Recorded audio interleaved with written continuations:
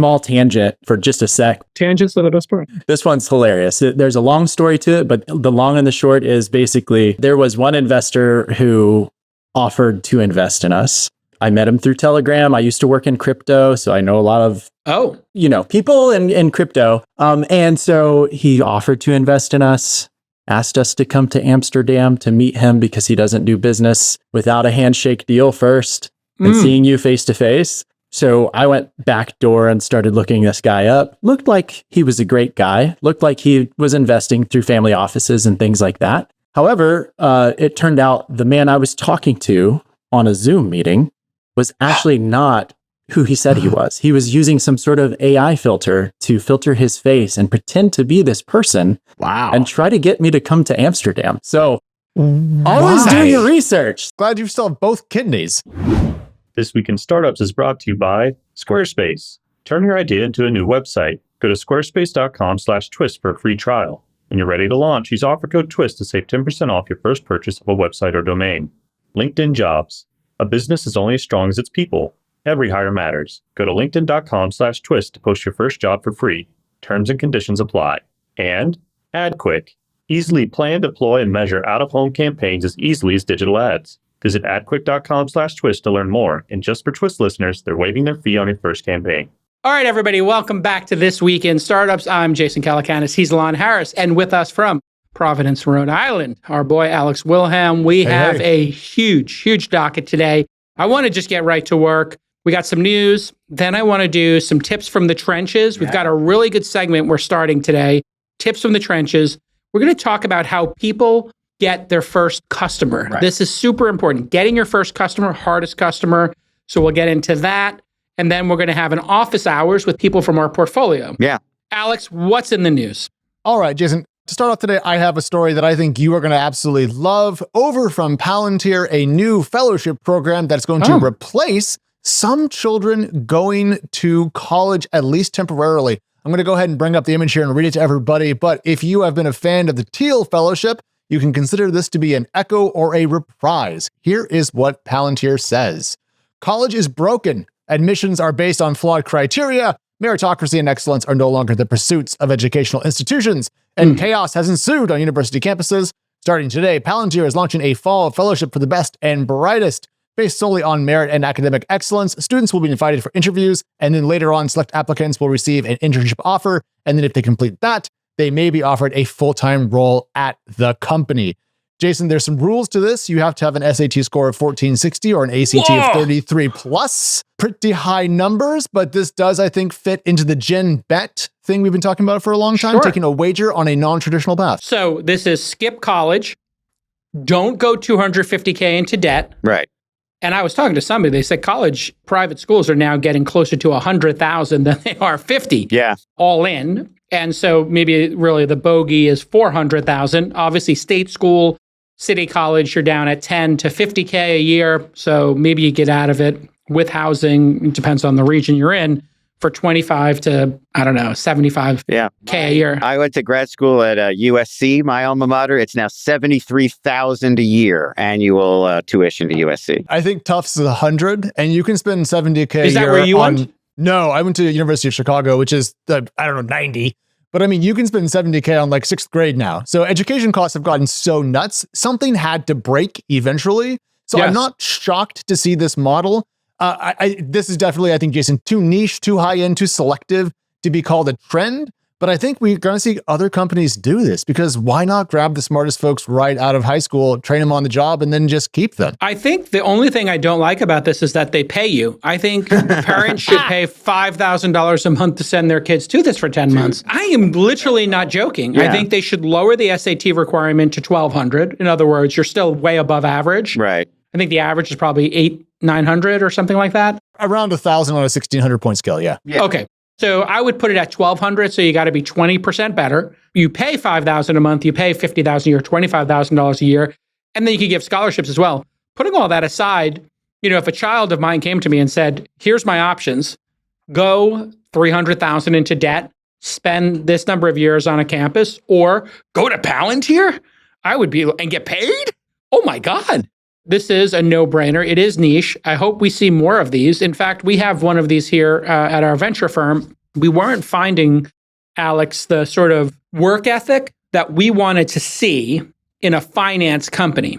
In a finance company, when you go to Wall Street, working 50, 60, 70 hours a week is table stakes. Like the idea of coming in on a Saturday or Sunday and putting in 8 hours or 4 hours over the weekend to catch up, to compete against people, not a big deal. The idea of, getting in at 8, 9, 10 a.m. and working until dinner time and ordering dinner at 8 or 9 o'clock and then going home and sleeping and not watching Netflix all night, that was not considered a big deal in the finance space. But in venture, they were hiring kids out of Ivy League schools only, exclusively. Right. You had to go to Stanford, you had to have an MBA, and they got paid incredibly high salaries because those schools are incredibly expensive, and they didn't have a work ethic. So they when I told folks, hey, I want you to do 5 meetings, 6 meetings a day with founders for 20 minutes, write coverage for an hour, it's a 10-hour day, whatever it is, people looked at me like I was crazy.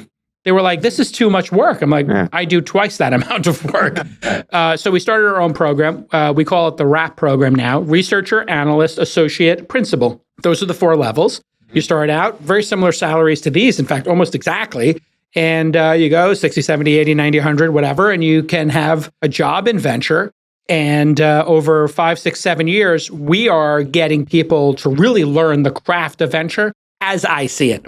Not as Stanford Business School or Wharton sees it. Those are all fine, but I'm trying to do something very early stage, more gritty, closer. It's not as pretty, but it's a lot more gritty, closer to the actual experience that founders go through. Right. Not the ivory tower experience. This is great.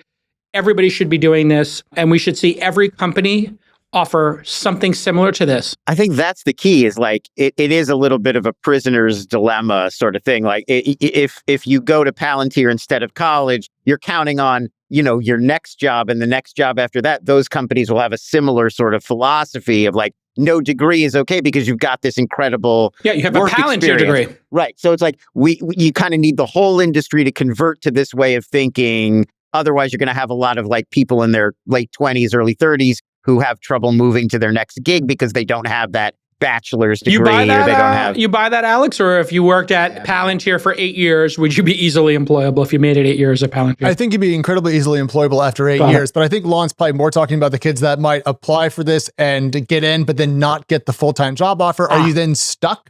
Here's my thought. Yeah.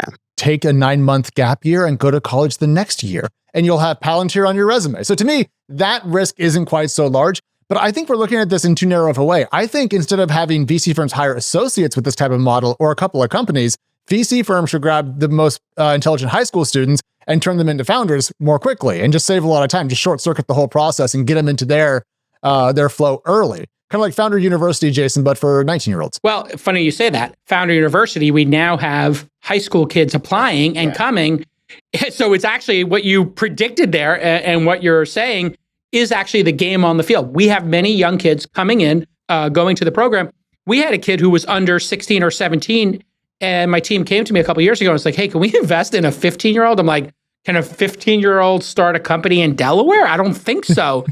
And we had to go through this whole rigmarole. And I just told somebody who works for me, I was like, Heidi, call the parents. Yeah. Do a Zoom with the parents. Are the parents on board? If the parents are on board, we'll do it. And then I literally said, make a permission slip. And they said, so do I call our law firm? I said, no. Go on the internet, find a permission slip, and cross out going to Great Adventure and put working at and go to Founder University. Who cares? This is awesome. What a great trend. And this shows when you squeeze too hard, when your offering sucks, people will find another way. More of this full-on F the industrial academic certification industry. Right. What else is in the news? I saw there's something going on with Digg. Yes, Ken Rose and Alex Ohanian. Yeah, I got an email from Digg inviting me to join a new thing called the Groundbreakers program. Jason, we talked about the return of Digg. I think you were actually kind of an MC for the Digg Nation rollout event. Well, the good news for folks who want Digg to come back and save the internet is that it's making progress. So I went ahead and clicked on the link, Jason, and then guess what? They demanded that I give them $5. Okay. And I thought to myself, actually, I love that because it means that everyone who shows up is going to be, I mean, in the smallest sense, skin in the game, but like we're opting in with a couple of bucks. So I think that's a good test. Yes. And when I checked on they're using a company called Circle to have kind of a social backend as they test new ideas. there were already 17,000 people who had signed up and paid, I presume, the $5, up from 3K the morning before. So quite a lot of momentum there. But if you did sign up, check your email. You might have an invite. This is the image that we have. This is clearly a mock-up of sorts. But Jason, as you can kind of imagine, there's a leaderboard, there's individual people, communities, one focused on Digg Nation. And this is a return of the classic Digg button. Makes me so happy. I don't know exactly what Digg's going to look like when it's done, but I guarantee you this, I'm going to be a day one, minute one user. And I love to see some internet OGs trying to bring back some of the old joy of the pre-algorithm internet. I think we need it, Jason.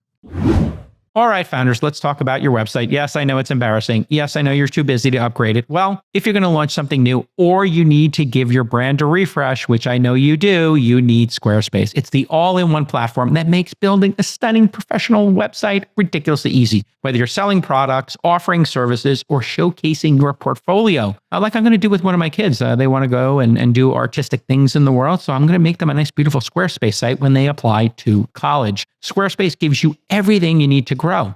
And you know what? Obviously, you've heard me talk about how beautiful Squarespace's templates are, but now you can get a fully customized website in minutes with their AI tool called Blueprint. Here's how it works. You just answer a few questions, and then you get a beautiful, bespoke website in minutes. Personalized layouts, visuals that are going to stun your customers, and voila, you're done. Want more control? Choose from award-winning templates and use intuitive drag and drop tools so you can make it your own. Easy peasy, lemon squeezy. You get to do it the way you want to do it. So here's your call to action. Just fall in love with Squarespace like I did. Squarespace.com/twist for a free trial. And when you're ready to launch, go to squarespace.com/twist to get 10% off your first website or domain purchase. That's squarespace.com/twist, the longest running partner for This Week in Startups, because they were a startup and they still build their product with the enthusiasm and the cutting edge technology of a startup founder. We love you, Squarespace. Yeah, it's fantastic. If you look at the design, it's a little bit Notion-esque, a little superhuman-esque in terms of cleanliness and crispness, combined with the classic Digg logo and the classic Digg button. If it ain't broke, don't fix it. Love it. And I love the idea of a $5 gate, because what that does is you're going to keep the trolls out. Yes. Trolls almost universally do not want to take out their wallet for two reasons. One, they're so not committed to their trolling that even $5 is not worth it. And they don't want to reveal who they really are. Because once you put your credit card in, you generally know who you are. I know this because I went to a paid community for my replies on X, formerly known as Twitter, just because, it's just so much trolling. And I think there are 3 people who troll me on it. And I allow them to troll me because they're giving $3 a month to charity. So there it is.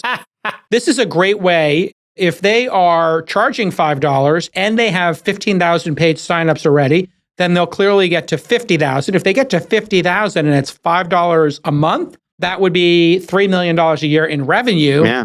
Out of the gate, that's going to pay for 10 developers and 5 other, business people, whatever, to work on it. It's all good. All right, let's keep going here. What else do we got in the news? Something that I'm pretty excited about, Jason. You and I have talked about Serve Robotics on the show any number of times. Well, there's another company out there called Coco, and one of your favorite companies, DoorDash, is teaming up with Coco and their little delivery bots to bring food around LA and Chicago. Now, DoorDash has previously worked with Coco in Helsinki via its Wolt, I believe, sub-brand that they own. But in this case, we're seeing really just more robotic transportation, more self-driving, albeit in a small sense.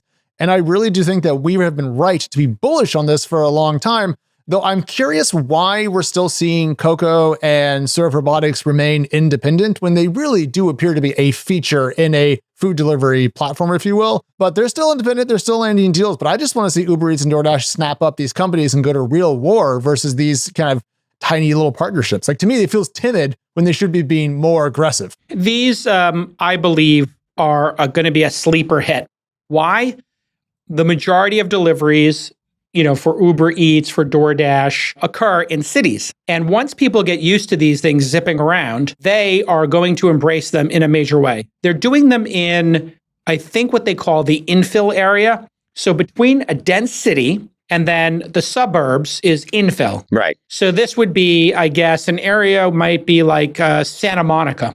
Hollywood has these as well. And Hollywood has them. And it's the same company. Their previous model is called Samo Serve Robotics. And they're all over LA to the point that John Mulaney has integrated them into his LA chat show now because you see them everywhere around Hollywood when you're walking around. Here's the great news about these. If you have sidewalks and this thing's going down the street, the chances of it hitting anybody are extremely low. Yes. The chances of it hitting somebody and doing damage are minuscule. They're going, I think the max they can go is about 10 miles an hour. But I think that's about it. So they would be like a runner going, a sprinting person. And I don't even think they go sprinting level. They're probably like they go jogging. pretty slow, and they're very aware of people. So if there's a person walking near stop. them, they just stop. They stop and they let you pass because it's a burrito. It's not like it's going to go terrible. In fact, these burritos get better. They're very focused on not disturbing pedestrians. That's obviously a big priority. Now, compare it to, go ahead. 5 miles an hour on the sidewalks and 15 miles per hour on shoulders of roadways and on roads, according to LA in 2021. Okay, perfect. Which is a 12-minute mile, which is a brisk walk. It's not even a run. It might be like the slowest version of jogging you can do. So these are going to absolutely change everything. And the reason they're going to change everything is because in New York City, the bike culture of electric bikes is so goddamn dangerous. I was in New York, and I'm a New Yorker. I know how to cross the street. I mean, I could literally cross Broadway at 42nd Street, catty corner. Sure. No problem. I could do it at 1 a.m. I could do it at, 8 a.m. and nobody would have to slow down. I'm like Frogger going through there. Now, when I go there, I don't even try. I was staying 5 feet back from the curb with my daughter because of electric bikes. Yeah. They have the limiters taken off of them. So I have a couple of electric bikes, and I saw online you can undo the limiter and go up to like 35 miles an hour. These guys have them going 50 miles an hour. To your question, Alex, yes. Why haven't they been bought and fully deployed? Yes. If there was some defensible technology here, then they would get bought. There have been like 10 of these companies. There's really, I hate to say it, not much defensibility to this. The defensibility is having 100 million, 200 million people on your app. Right. And having 1 million restaurants using your software. That's the defensibility, is the network. These are going to be created en masse in China.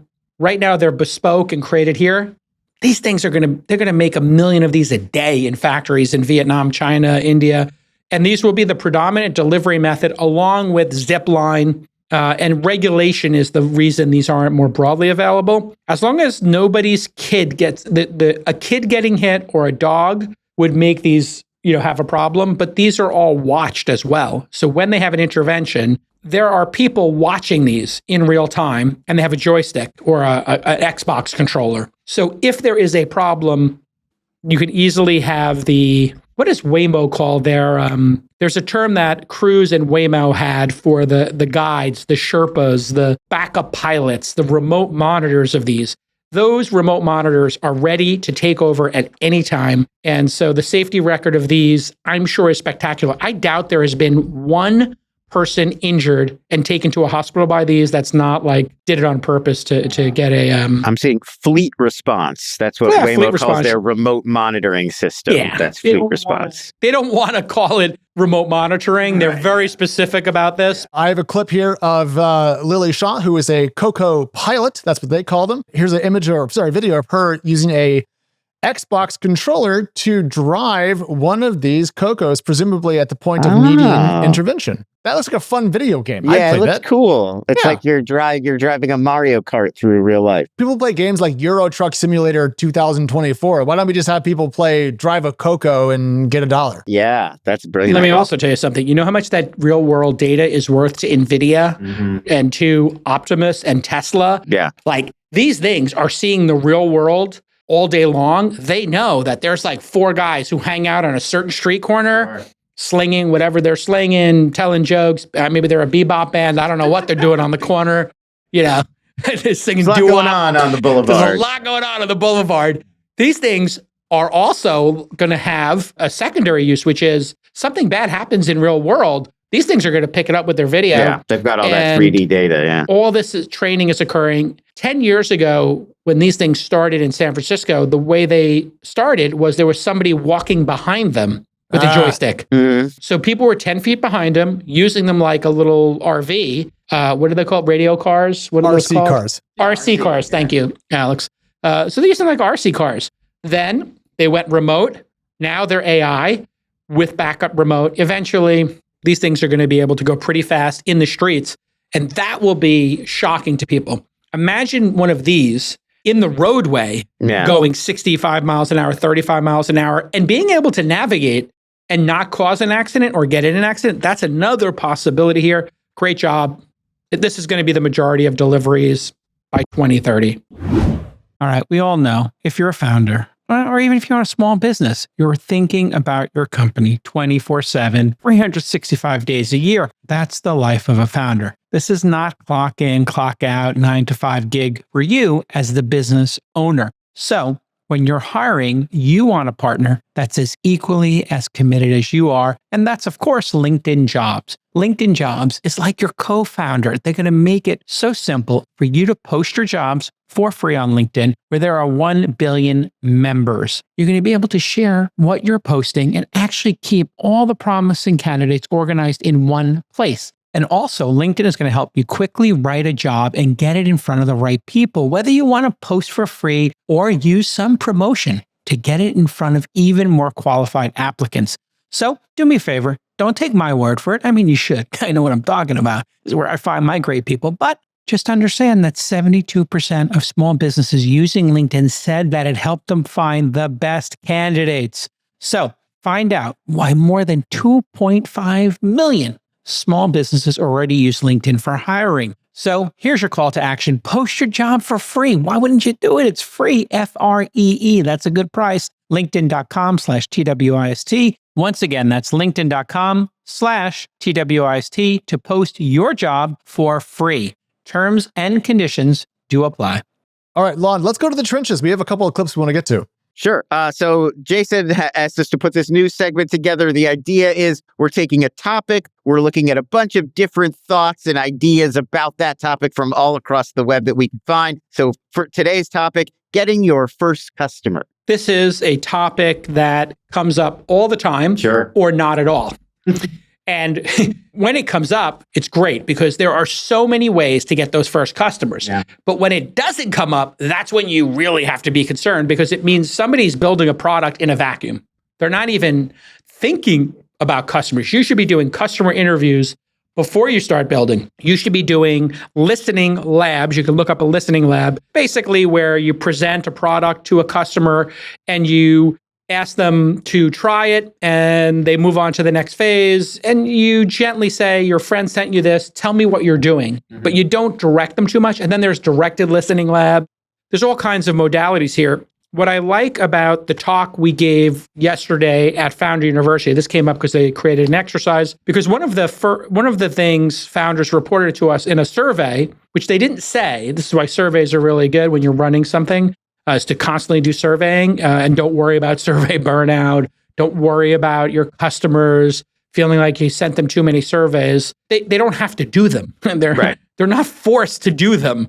So survey early and often, and then you want to double click on the survey. In our survey, how to raise money comes up, how to hire, but also people may not vocalize it, but they did check it off of a list, how to get my first customers. Yes. A lot of the ways people used to do it, SEO, maybe don't work as well, or they're super competitive. But I see that Y Combinator made like a super cut of a video of 50 founders and share how they got their first customers. Maybe we play that and then talk about it on the other side. A minute clip here from that. That's just an overview of a bunch of different founders telling their first customer stories. So we made a mock-up of our dream personal finance product, made a website for it with a little wait list, and we posted it on a Reddit group. And within 24 hours, there was like close to 1,000 people that had signed up for the wait list. It really resonated with a lot of people that were having the same like financial pain points as us. We launched our closed beta and started onboarding those customers. For us, it was a bit of a wild week in which we launched on Twitter, and suddenly a few days later, I went from 50 followers to like 10,000. We had 20,000 stars on GitHub. We had 150,000 unique visitors a day. And so we're really fortunate to have the lightning in the bottle and have all these customers come to us. You're asking a great time. We actually got our first customer paying this morning. How did you find that first customer? So we launched. We shared what we were doing about 2.5 weeks ago on just our LinkedIns and shared with our friends. And a lot of people came inbound. People were really curious about what we were building here. Got a great wait list, and this customer came through that wait list, which was really exciting. We don't really have any customers yet, but we've got like one really good advisor who sort of made some introductions to folks at a couple of the big ag tech companies.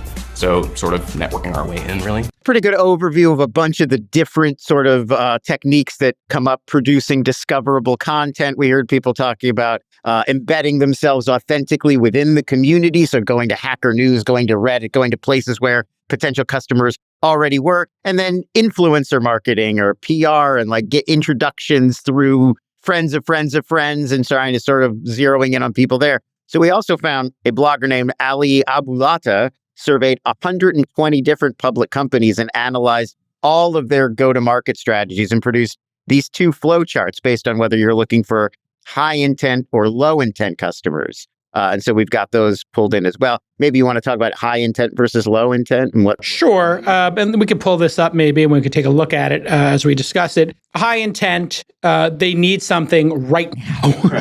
You know, they need a car, they need a bicycle, they go to the bicycle store, they search. So just take yourself through a person who has a really acute need. I need a bicycle because I'm starting my Uber Eats DoorDash job on Monday in Manhattan. So what do? That person might do a Google search. They might go to Facebook Marketplace. They might type in, electric bikes and wind up on a Reddit page. They might talk to their friends. They might go to a Facebook group of DoorDashers in New York. These are small niche communities. And the way you do it is by imagining you're the person. So here in this go-to motion flow chart, you have high intent customers, no viable alternatives. So if there's no viable alternatives, you're making the product. That's crazy, right? Yeah. So there's no DoorDash in the country, so you create Zipline to bring it to people, right? Like there's no way to get delivery when you're far out there. Then you have a competitive space, opportunity cost. Does the competitor have lock-in? So if it was, say, broadband, and you live in a neighborhood that's only has Comcast, well, obviously they're locked in. Yeah. You have to then do something like cold outreach, as they point out here. If they're not locked in, like if people have options, Spectrum's available, Google Fiber's also available. Then you have to figure out, well, how do you compete with them? Right. And then that's where maybe making an offer, et cetera. So this is all really a good discussion. What you heard in the previous Y Combinator company that made the landing page, landing pages are so beautiful because you can make one in a lean startup movement. So Steve Blank and Eric Ries created this methodology called Lean Startup. He's an entrepreneur and he's just really awesome. And he created this methodology along with Eric Ries. Eric Ries wrote the book, Lean Startup. And you want to create a hypothesis and run an experiment, and then you can iterate on that with subsequent product releases. So what they did was they made a landing page. They sent people to the landing page and you find out. What's amazing today is you can create landing pages in 15 minutes that look extraordinary using AI. You can create ads that look extraordinary in 15 minutes using AI. And then you still have to do the glue of sending them out there. Talking to people and networking and cold outreach also works. So literally finding 15 CFOs in your town and writing them a short email. Hi, I'm building this for CFOs. I'm a former CFO. I wonder if you had this issue. Would love to get coffee with you, or at this link, you can see a little bit more about the product, and then if they clicked on it, right? So there's all those signals. So there you go, some tales from the trenches. We had another one of our startups, and this was in the presentation we gave last night at Founder University. There was a company that was doing gardening AI. So you could share a picture of it, and when you share the picture of your absolutely sad backyard, the AI will make you some choices based on, where you're located and tell you, here's the plants that would work well in Austin versus New England. They went on to a subreddit where somebody had posted and said, how do I, the same exact problem, what should I do with my garden here? And the person created a simple landing page and said, I made some mock-ups for you and sent it there. And then the landing page just had use this tool or try this tool.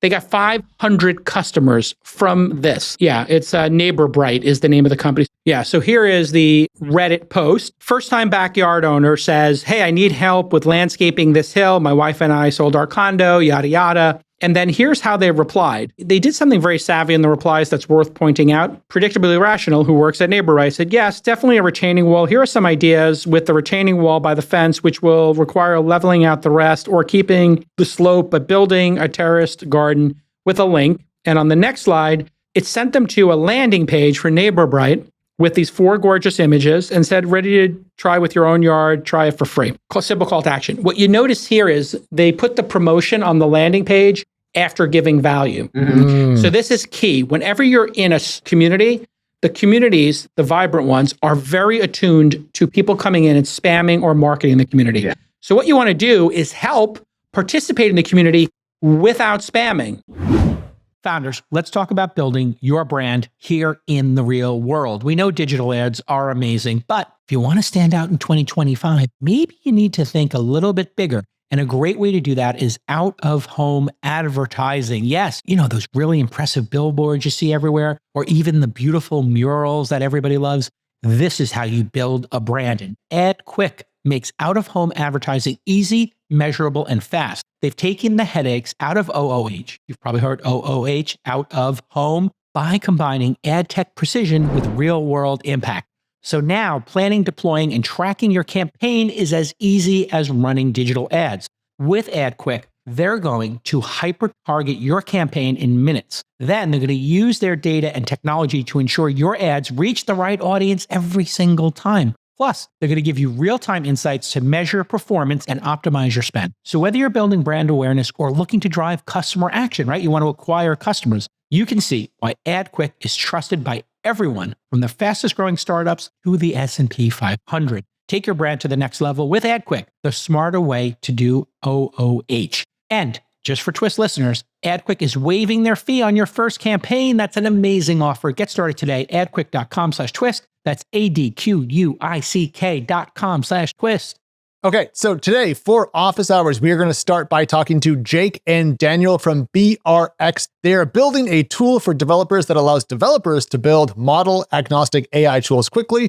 Given how many companies out there today, Laura and Jason, want to use AI, it's certainly taking on a very large market. You can check it out at brx.ai. Please welcome to the show. It's Jake and Daniel. Okay, gentlemen, maybe you could tell the audience a little bit about what you're building, and then maybe you could ask me, what are the challenges right now? So Brix is an orchestration and a runtime environment to build autonomous software. We combine the expressiveness of LLMs and then the control of precision code of action to enable a really powerful environment to build these production-grade AI systems. But the biggest thing is this enables our users to generate self-healing and autonomous products from this same product. Okay, great. So who are your customers? Let's kind of drill down a little bit. And do we have any customers yet, or is it we're still building the product? Yeah, so our main customers, we target software developers for the most part that are working on building agentic operations and agentic processes that are building multiple systems that have the need for better indexing, which ends up being a problem for a lot of people when it comes to LLMs. The capability to index and then use those same pieces of engineering as composables becomes a big issue. And yes, give us a real world example if you can. Yeah, so when it comes to real world examples, we currently have people that are using the platform to build systems across. One of our bigger customers right now is building a system that can take in information about stories and then generate from that same story audio and video files that then cross-play to build a whole schema from that. So they're using research that they did to then determine what makes a person kick or what makes a user kick when it comes to some of the models, and then using that same pieces of data inside of the model to then process a story and generate a timeline to rebuild and reconstruct the story. Okay, still confusing. Let's try to talk, when the way you said it would be what kind of story are we talking about here? Give an actual real world example so the audience actually understands it. Mm-hmm. Yeah, so they're working with studios, so developing stories that are going to be little commercials or little ads or little transformative pieces that they're going to be running over, and that's where they get most of the value out. And it's about making sure that the story stays consistent across, because the biggest problem even with that, if you try to just make an AI just auto-generate the whole thing, it'll get lost at certain steps, miss the plot line, other things will happen. So it's a lot about the coordination and orchestration of all those little pieces that need to happen, and then letting those all compile back. Yeah. So now we're starting to get it. If I was a giant ad agency and I have customer A is a beer company. They have a certain feeling that they like to invoke. It's, a New England beer company versus one in the South, or vice versa. They want to tell stories and they want to get it right. So they want to make sure they're using the right customers. For some people, that might be Dylan, who is the woman from the Bud Light? Oh, Mulvaney. That might be Dylan Mulvaney if it was in San Francisco and New York. That might not fly, in New Orleans or in Texas, as we've seen. So they might need to consistently think about how they pitch that product. The LLM might just go off to the races and not understand the context. Am I getting it correct? 100%. Yeah. And the biggest thing that we push on is control and precision in those events. And we've been building around that same idea of when you have a really specific operation or process that you need the LM to do, taking control and taking the reins on those parts, and then leaving off the parts that you need, that like stochastic version that just runs out. You need a little bit of randomness, a fan to go get the data, vice versa. And then coming back to a really controllable system that you've moderated. Got it. So this is very hard to do if you were using an off-the-shelf. If you were using Grok, ChatGPT, or Claude, you would have a hard time doing this. So you need, if I'm correct, you need to use something more specific. I think it's the consistency, right? It's like those they could make 5 different things, but it won't align with all of the other things it's created. 100%. Yeah. What are your customers using in terms of an LLM? Are you giving them DeepSeek and then customizing that, or trying to customize ChatGPT? How does that work, or they get to pick? Yeah. So we let them pick completely. We keep all the leading foundational models from Google, Gemini, OpenAI, Anthropic, some of the DeepSeek models, as well as the Llama models when they all come out, so that you have that choice in play. The biggest thing, and this is maybe a deeper aspect into the LMs and the architecture, is they all do different things better. So let's say OpenAI currently is leading in some kind of thinking, or Anthropic is better at coding, or Google has a bigger context window. And it's allowing those users when they're building those pipelines, and this is one of the reasons why we say we have more precision. It's at any point in the chain of events. Since we built the compiler and the engine, we can allow you to plug and play different pieces of the LMs together. Got it. Amazing. So what's the challenge here? Where are you at? Yeah. So I'll tackle this one, Jake. So we've been in development phase for about 6 months. And by development phase, I mean, we've been building a product to really gain an initial wedge in the market. What this product essentially is it's a compiler grade infrastructure, turns any natural language or code request into functional self-healing autonomous systems. So what we're going here is a PLG motion. We're trying to get this into market. And the biggest effect that we're trying to have on people is there's a company that hit the market, I'd say beginning of 2025. I'm sure you're all familiar with Lovable. They've had this tremendous effect with giving this magical feel of AI, with generating UI and UX. This is actually a product that we developed months before they hit the market, and timing just didn't work out. So we reflected backwards and thought about how do we take UI UX generation and take it to the next step? And it's much more than just the front end. It's generating the back end, the AI calls, functional systems. So I'll offer anybody to drop a project into it. So think of this like an SOP, a workflow, a application that you want to create. Yeah. So you take a scope of work or, that you want to do. And so just drop it right in and let our system take care of the rest. We'll build out your back end, your front end, all the AI calls. And it's actually a containerized agent in the fact of it's healing itself, it's monitoring itself, it's set it and forget it. So it's an extremely powerful tool that we're trying to bring to market. And we're trying to have that same effect of getting the magic from AI.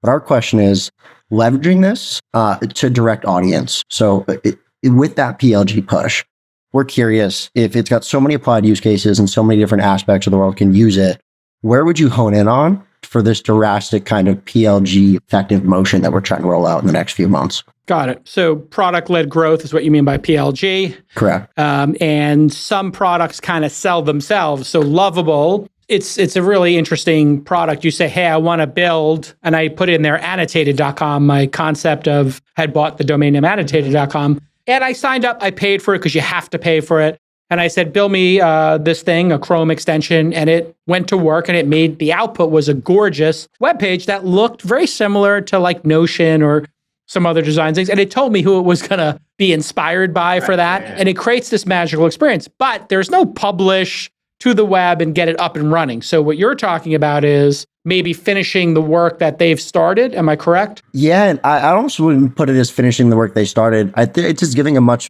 deeper, more robust experience. A lot of people, we talked to one of our advisors about this a while ago, a funny use case. His fund was in algebra in high school. and he used Claude artifacts to generate this little artifact for himself. UI, UX, he played with it in Claude. It was great, but he wanted to share it. He wanted to like bring it to his classmate, Johnny. He wanted to publish it on the web, like you're saying. And there was no tool for this. He wasn't a developer. He had no way to then publish this, monitor it, maintain the back end, and have this as a functional application.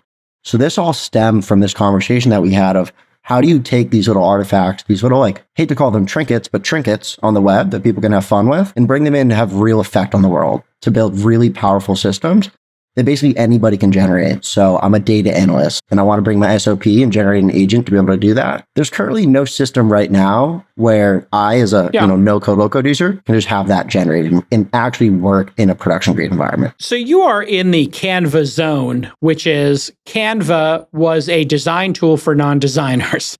So you have this really challenging moment where it's like, how do I find the vibe coders? How do I find the people who want to design who don't know they want to design and they would normally hire a designer, right? This is a challenging moment in time for you to try to figure out. And you did point out like kind of the answer, which is the wow factor of Lovable pulled a bunch of people in. The wow factor of Canva in a bunch of tiny use cases, making an invite probably was the one that was the biggest, right? Like everybody has to make a birthday party invite.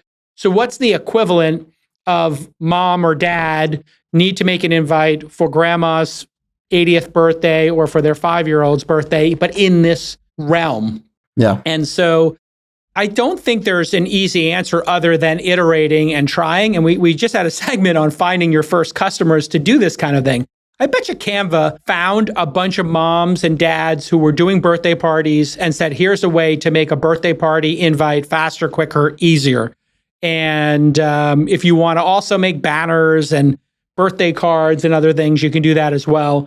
And over time, what I like about what Lovable did, but that there is a critique of, is they're getting everybody to pay for it, but does it actually do something in the real world? Or is it like a toy that people are paying for, which would then make people concerned, Delon and Alex, about the quality of the revenue? Are people just going to go try it, say that was interesting, but I didn't actually get value?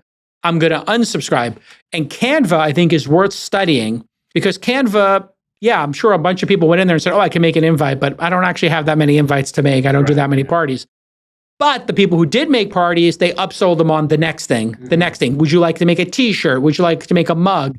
And then there's somebody in your friend group, like if you go to your group friend chat, who is the one who coordinates the trip to New Orleans, who makes the t-shirts and then says, everybody's got to wear this t-shirt out when we go to Bourbon Street or whatever. You got to find that person who maybe wants to build the app and send it to their friends, make the Chrome extension and share it in their office. So it's going to be a lot of fun to kind of, I think, figure that out, and you will. It'll be fail fast. Yeah, try a lot of things. Exactly. Yeah. Lots of experiments. I prepped our section in the notes about your company today, and I spent, I think I read every single word on your site twice, and I got what you do wrong. So I say that with nothing but love. And when I go to Lovable's website, we actually had the founder on the show.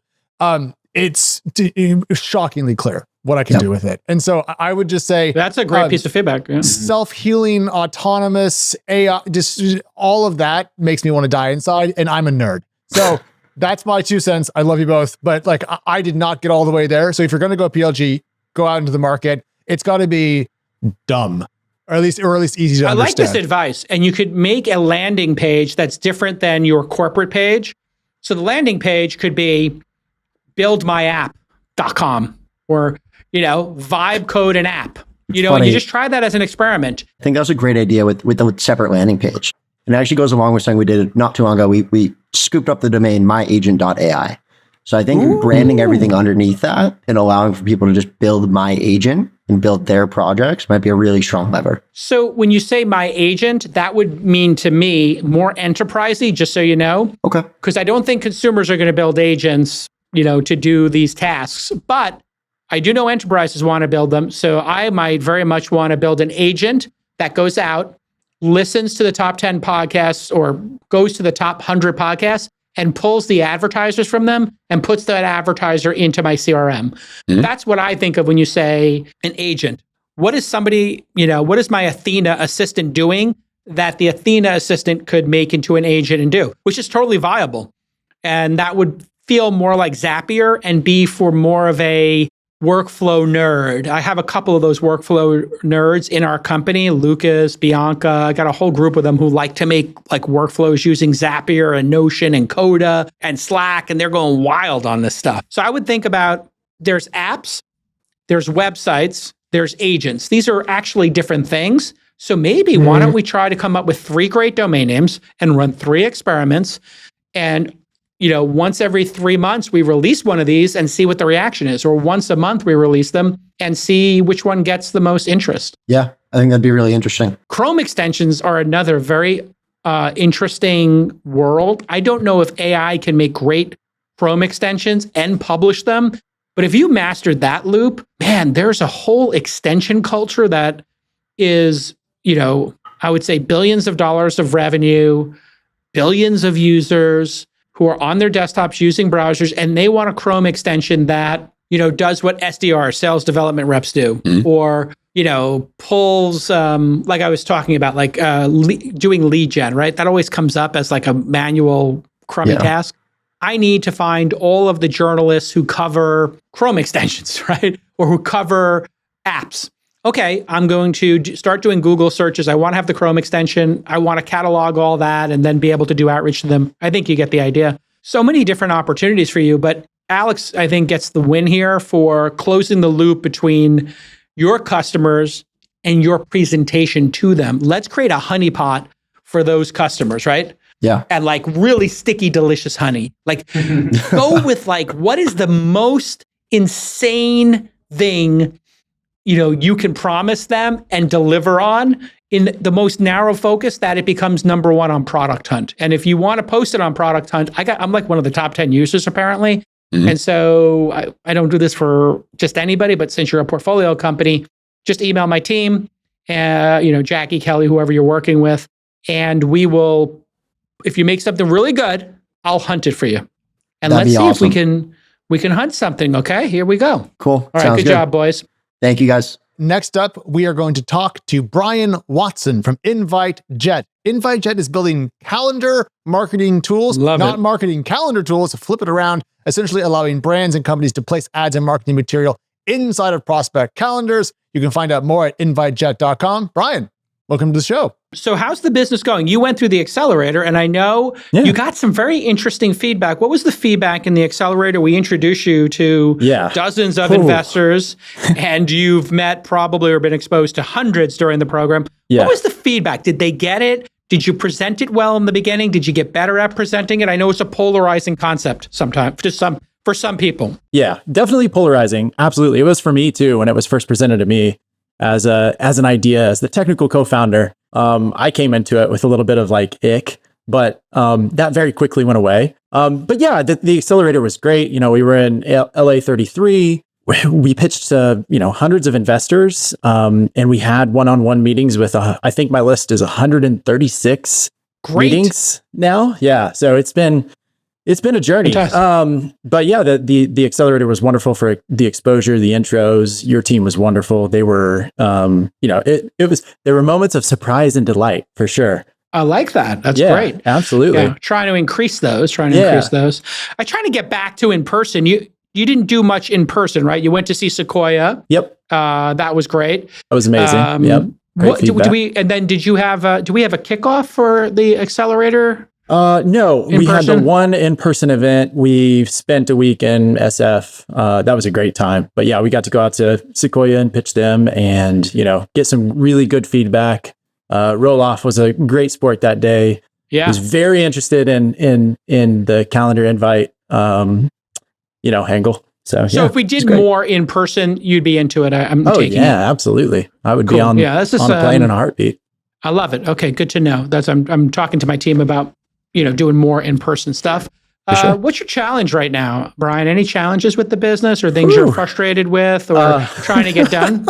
We just had a lead back out of a term sheet, which is a unique challenge in of itself. Okay. But yeah, so there's that's going on right now. That's like the hair on fire problem that we're trying to solve right now. Where do we pick up the pieces and go from here? We've luckily had a really positive spin of things, re-engaging firms that were already interested, before the term sheet was signed. So you had a signed term sheet. Yeah. And it didn't happen. Yeah. You signed it, you went to due diligence, and then they gave you a reason for, backing out. Sometimes, I'll be honest, they will tell you a reason that's not the truth. Yeah, that's that's the advice I've been getting a lot lately too, is that's probably not true. And I don't want to mention the firm here. I don't want to. Absolutely not. But I do think this is very brave of you to talk about, because I've been in this situation myself with my own companies and had somebody back out.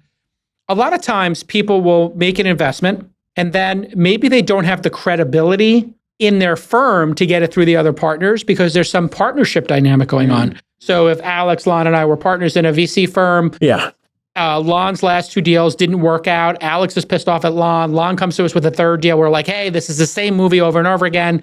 You want to do consumer packaged goods. We know it doesn't work. And then Lon kind of was a hot shot and sent the term sheet before we approved it. And we have a rule, 2 out of 3. He can't get consensus. That happens. It could be just not a team player. Well, things can happen. Or, they could see something like a lawsuit, which isn't the case here, but there could be a legal action. And they say, oh, you didn't tell us about that. Or your accounting could have been off, which wasn't the case here. I think it was for you, the customers in your pipeline and the customer references were good, but maybe not. They had some maybe higher benchmarks they were looking to see in this, what I'll call your company as a nascent company. You're a year 1 or 2 company, yeah? Yeah, 6 months in. Yeah. So, 6 months in. We've been on average growing 50% month over month.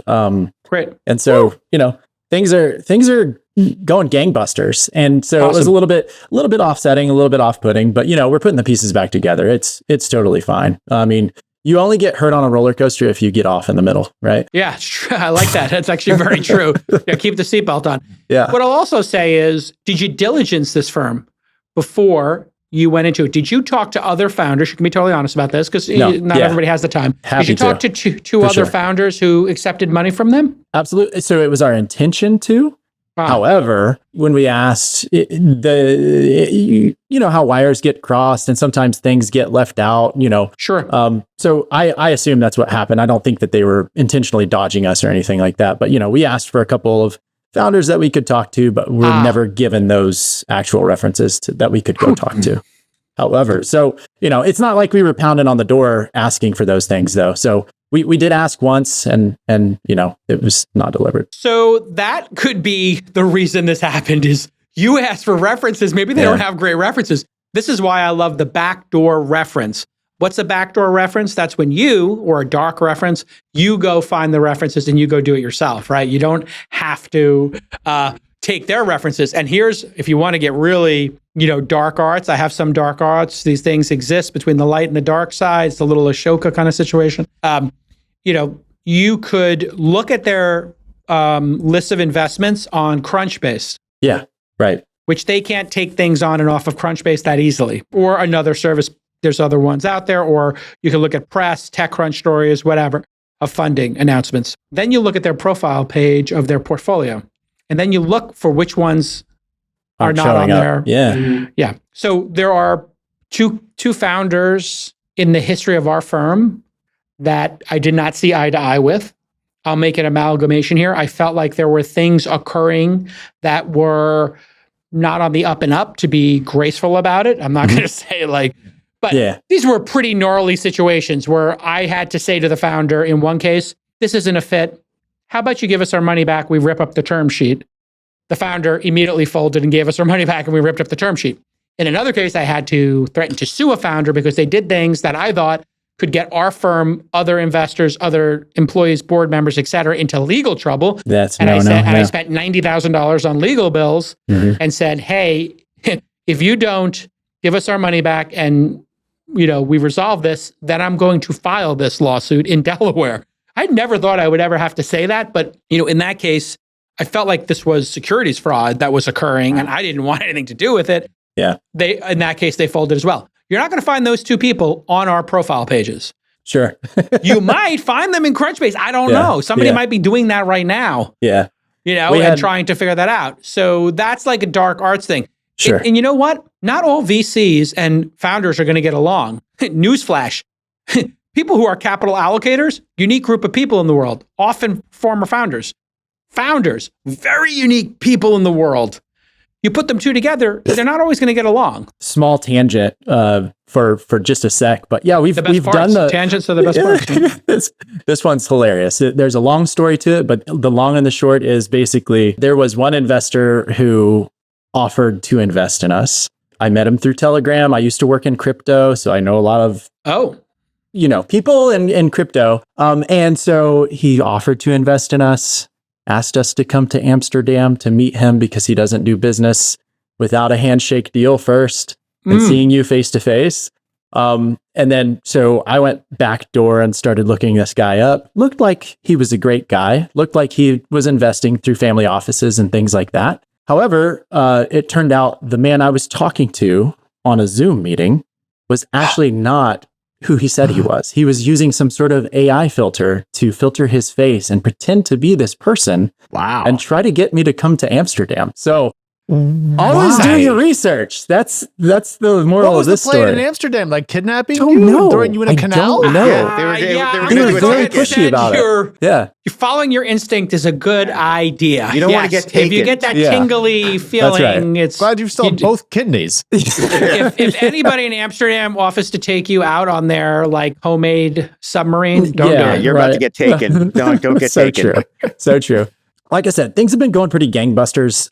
We've got there has been a little bit of churn. It's not anything to like, turn your nose up at or anything like that. 3 to 5%, pretty standard stuff. But that's monthly, every month. And so I engage these people that churn, and I always ask them, I'm product obsessed, so I want their experience to be great. They say, hey, so it's a great product. Obviously it works, or we wouldn't have used it. It's really churned up revenue for us, which is great, but we don't see ourselves using it every single month. And so that's why we churned this month, is because we don't see ourselves paying the $500 a month subscription or $150 a month subscription for this month. And so we churned this month, but we may be back in 3 months. So we've started thinking of ways we've got an idea of a way to combat that, but I'd love to hear your opinion. So this is what happens with experimental software often. Yeah. And so, investors look at the churn rate, you'll look at it.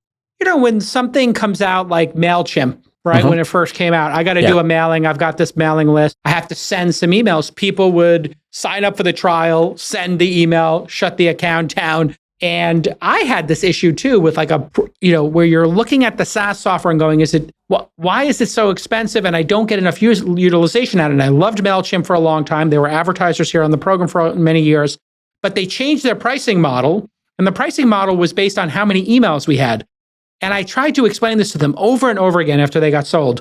We have 500,000 emails because we do these events, but we email people twice a year. You're charging us as if we're, and it's like unlimited sending. Yep. So we're getting charged with this model of unlimited sending, but we don't need unlimited sending, but you're charging us like not $1 a year, like 10 cents a year per user. So you want $50,000 a year. Many of these emails are dead. So now I got to clean the emails off the list. Or I have to take these 5 mailing lists for these events, take them down, then re-upload them, lose the records, and they're like, you're not our typical customer, Jason. Right. We're working with the Gap. The Gap's sending an email, 7 times a day. So I think it really has to do with the ideal customer profile. For $6,000, most people are not going to care. If you're a professional marketer, they're going to just care, does that $6,000 result in more than $6,000 in income coming in? Right. So I think you have to look at the category of customer. If I described a publication, they may be very budget conscious and we know it's not a huge business. How about we give it to you for this rate, $500 a year? And then if you have customers like this record company, Warner Records, will sell into Warner Records alongside you to do their stuff. See, I think you have to parse who the customers are and the feedback you're getting. As an event producer, I was just not a good customer for MailChimp. They wanted big marketing agencies, people who are monetizing, these mailing lists and using them regularly. I moved everything to Substack. I'm a terrible customer for Substack because I don't have subscriptions turned on, so there's no 10% of the revenue. I'm using them as a free mail service. They're not interested in that. But they're like, okay, it's good for them because they want to build the records in their system and they're paying a flat rate. So I want to ask you, as you're 6 months into this journey, who do you think your ideal customer profile is? So I'll say this, the top of the mountain for us looks like InviteJet is the Twilio or SendGrid of calendar invites, right? Got it. And so those businesses, when I look at those businesses, they are both marketing as well as transactional, right? SendGrid hit it big with the transactional side of things. And so we're thinking about that transactional side as well as marketing. Actually, this weekend, we're doing a soft launch of our third-party API and Zapier integration so that people can, automate these calendar invites into their flow. So you can think of like a restaurant reservation system using calendar invites. Ooh, that's powerful. So if this French restaurant is doing cassoulet Sundays, that's great. Yeah. So the ideal customer profile right now has been an e-commerce brand, right? 6 to 9 figures, analytics savvy. They want to use it for the marketing use case, right? Yes. Which has been great. And so for them, it makes sense to have this pay as you play, sort of get an allocation of invites to send every month. You're basically buying an allowance of invites. Yeah. Consumption based. Yeah, exactly. So, but however, if we shift this model a little bit to include the transactional side of things, I think it helps with those folks that churned from the e-commerce side of things. If we go to more of a usage-based pricing, in terms of like do a low platform fee so that we do have MRR, but also do a usage-based fee.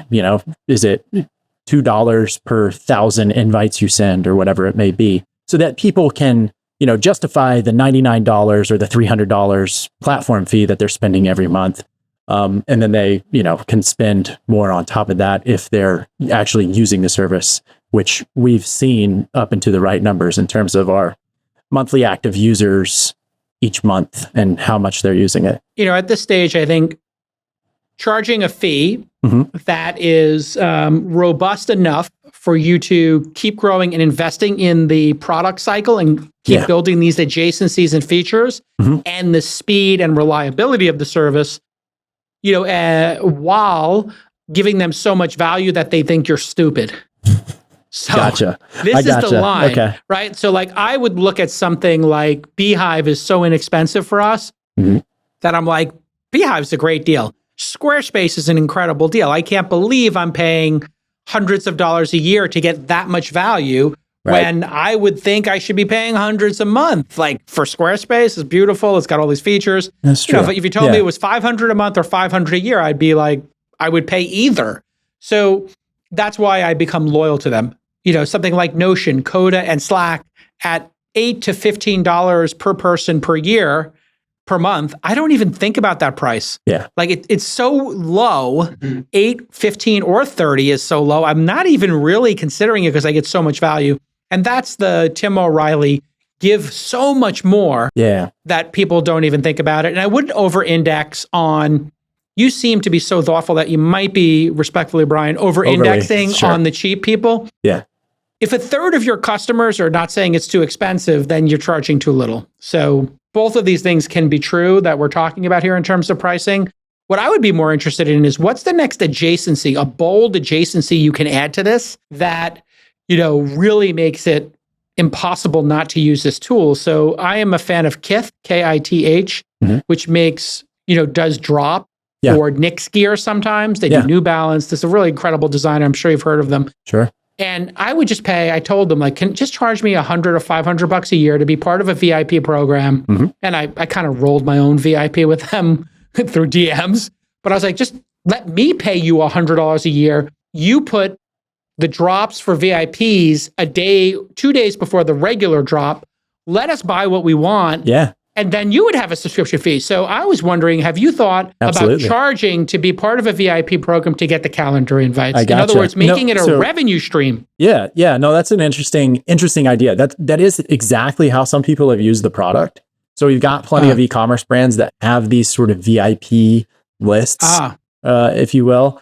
And we integrate with MailChimp Do the and VIP Klaviyo. members pay though to be part of that? I assume they do. I'm not entirely sure what their business model Cuts is. has the Cuts clothing company that makes like black t-shirts I like. Cuts has, and I think maybe Roan is the other one I like that makes black t-shirts. Both of them, I think, have $100 a year program where you get 20% off each order. So when you hit $500, it pays for itself and you get free shipping. It's kind of like their own Amazon Prime. Yeah. I think like helping people build that. I also like your affiliate link idea and integrating with the affiliate systems. That's a big business. We have an investment in a company called Genius Link that produces like those smart links that if somebody clicks on it in France, it goes to the right place to buy a piece of clothing in France. If they click it in Canada, it sends them to the right place, all by IP, right? Yep. And then people can use those to make affiliates. I like affiliates. I like the idea of you maybe adding Klaviyo like email features. I wonder if some of your customers can't afford Klaviyo, and Klaviyo's margin is your opportunity to like make a freer version of some of the Klaviyo features. I don't know how they charge per record or HubSpot. So, that's the other possibility with the business. I think when investors hear about your business, they're kind of like, oh, icky. Yeah. Oh, no, genius. Yeah, right. Exactly. Oh, what can we add to it? It literally happens every time. Yeah. It's like this very interesting journey that I went through as well. And it was interesting. Even in our own venture firm, people were like, I don't want that. Yeah, I don't want to be marketed to on my calendar. And it's, if you switch it to membership, like I did in our discussion, and changes everybody's I think perception. The transactional side of things does that as well. So you can think like if I'm making a booking appointment at a nail salon or a tattoo parlor or a restaurant reservation or a flight or a hotel, that stuff should be on my calendar, right? But it's not right now. We're just getting email and SMS reminders of those things. And so, you can think of those highly personal transactions where you're making a booking, that should be on my calendar, and I would totally 1,000% welcome that, right? And so we know that's a big business, and that's something that we want to go after. So many great ideas. The API is going to be a great long-term thing for you to do. Yeah, I'm in love with your business. How can people find out more and become a customer or try the product? They can go to InviteJet.com, and if you want to contact me, I'm Brian at InviteJet.com. My co-founder Paul at InviteJet.com. We are very, very open and personable. So give us a shout anytime. Can we run a test to my Founder University team? Let's get all the Founder University emails. Okay. Let's ask them if they want to be invited to sessions like this, like office hour sessions. Oh, yeah. And it's a great idea. We'll test just sending an office hour session to them and putting it on their calendar. For content. It could be interesting, like for our portfolio, et cetera. Like, hey, if you want to come, it's optional. Do people do it with their mailing list without asking for permission first? Like if I had 400 founders and I invited them to something, I don't think they would get upset. No, it depends. We have a bunch of spam blocks in place, right? We've got stuff in place so that if you're using it for a B2B purpose and you're just booking time on people's calendars, we're going to stop you from that. But but if it's an intimate list, like the one you were talking about, we've actually got a fund here in town, Triangle Tweener Fund. Scott Wingo, shout out, CEO of Spiffy. He uses it for his fund to send events and get round up all these CEOs for events and investors and LPs in his fund for these events. And he says, it's an amazing tool because it ends up right on their calendar. I don't have to send them an email with a button that says add to calendar, and then they have to, go through this flow. So he doesn't mind doing it. Oh, no, and then people say yes or no, and then somebody on his team looks at that or looks at your back end and understands, he said where the people uptick in attendance has been great because of the use. I'm all in. All right, listen, continued success. Awesome. Keep the growth going. Sales solves everything. So you get that chart that's growing, but 10% a month, you will be fundable indefinitely in your entrepreneurial career. You get between 10 and 20% month over month growth, you'll be fine. You got the 3, 4, 5% churn, that's normal. And so if you can just grow the number, the revenue number, 10% month over month, you'll be in great right shape. now, but 50% is our number right now. And we hope to keep it there. It will be less lumpy when it's bigger numbers and you figure out your pricing. For sure. Great job. All right, everybody, this has been another incredible episode of This Week in Startups. For Lon Harris, for Alex Wilhelm, I'm Jason Calacanis. You can follow the docket, thisweekinstartups.com/docket, and we will see you all next time on Monday. Bye-bye.